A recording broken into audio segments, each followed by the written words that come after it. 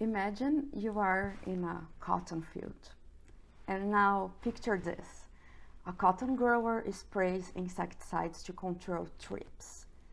And then it starts raining. The farmer feels desperate because he's going to lose money. The immediate question is simple. Did that spray still work?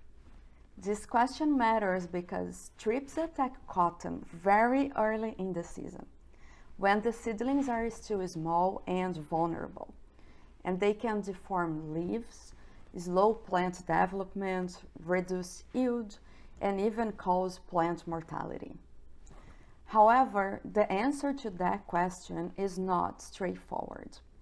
It depends on leaf surface, pesticide formulation, how much and for how long it was raining, and when it started to rain. In my research, I compared two commonly used insecticides, acephate and spinetoram. We simulated rain 1, 4, or 8 hours after the insecticide application. My results show that delaying rainfall improved thrips control.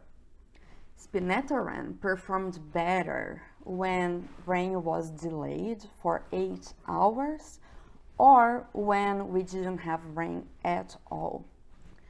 The main takeaway here is that rainfall does not affect every insecticide in the same way. Product selection and the interval between application and rain both matter. This research can help improve application timing, reduce unnecessary sprays, and support more effective and sustainable thrips management in cotton. For growers, this means that rain should not automatically trigger another application.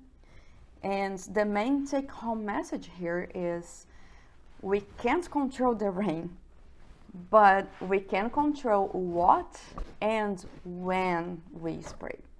And that makes a difference.